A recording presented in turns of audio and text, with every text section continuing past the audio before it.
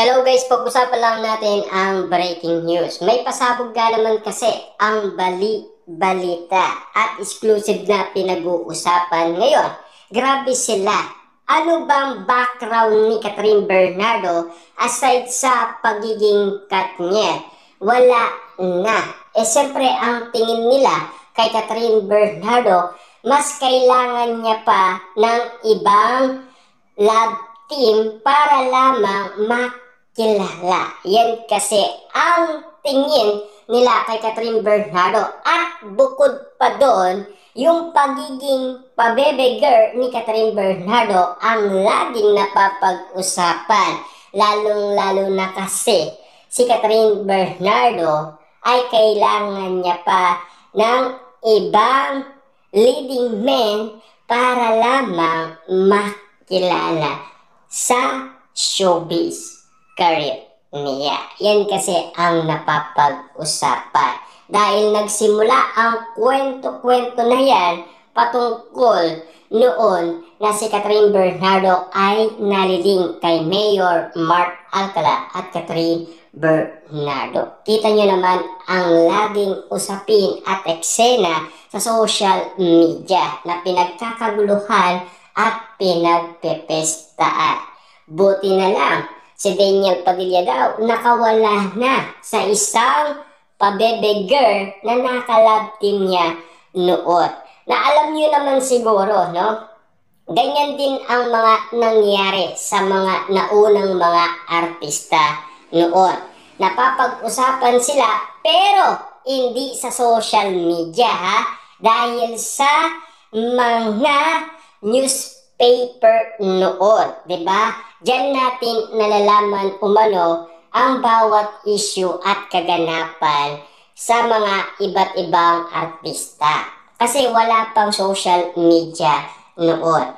Pero ngayon, kitang-kita nyo naman siguro na ganyan din ang nangyayari sa iba't ibang mga artista ngayon. Tulad na lamang ni Daniel Padilla at Catherine Bernardo. Marami na umanong kwento-kwento na gumagawa ng paraan ang ABS-CBN para lamang magkaroon ng balikan sina Daniel Padilla at Catherine Bernardo. Na alam niyo naman siguro, last 2023, noong pinag-usapan na ang iwalayan Katniel, gumawa na ng paraan ng ABS-CBN. Diba? Na alam niyo naman siguro, ang gusto niya ay magkaayos sina Daniel Padilla at Catherine Bernardo. Ganon din naman kasi yung tatlong direktor na umawak umano kina Daniel Padilla at Catherine Bernardo. Sabi nga naman kasi ni Direk Cathy, ayaan nyo lang sila, di ba?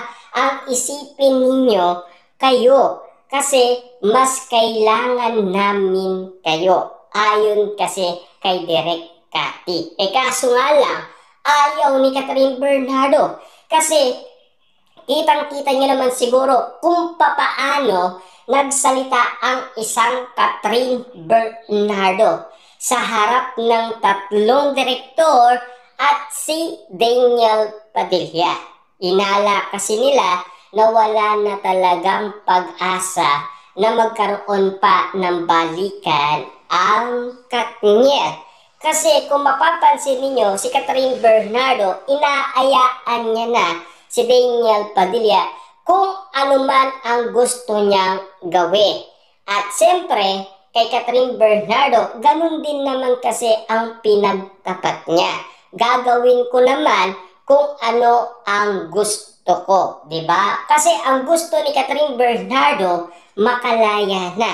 Noong nakalaya si Catherine Bernardo, kitang-kita niyo naman siguro na parang medyo meron ng pagkakaiba. Yung hindi niya nagagawa noon, mas nagagawa niya na kasi ngayon. Kasi malayang-malaya na si Catherine Bernardo dahil wala na si Daniel Padilla sa kanyang tabi.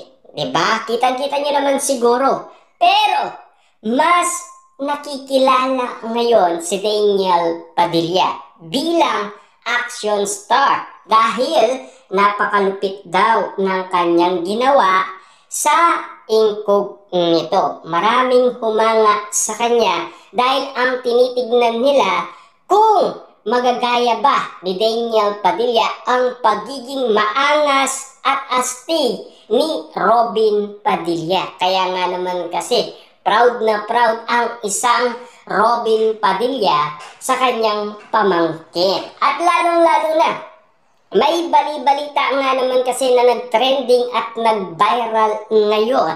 Yung pinag-uusapan na matching fitness hoop. Yan kasi ang bagay na napapansin ng karamihan kay Catherine Bernardo at Mayor Mark Alcala. Samantalang may mga update tayong natatanggap ngayon patungkol umano sa iba't ibang mga netizens at mga sawsawerang kapitbahay sa throwback movie ng Katniel, lalong-lalo na sa project ni na Daniel Padilla at Catherine Bernardo na pinag-usapan na noon pa man na magiging collaboration. Siyempre, kailangan munang magpaalam ng ABS-CBN na management sa mga magulang ni na Daniel Padilla at Catherine Bernardo. Kasi hindi madali para sa dalawang pamilya ang ganitong sitwasyon ni Daniel Padilla at Catherine Bernardo.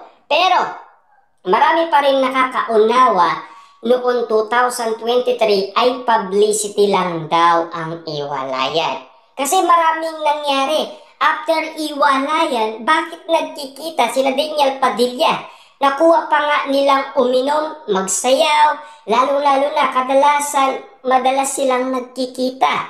At lalong-lalo na, grabe ang mga eksena. Nag-abroad pa, kasama umano ang barkada, di ba? At lalong-lalo na, spotted pa sila sa Christmas special, di ba? At lalong-lalo na, kumanta pa sila ng Christmas song na magkatabi.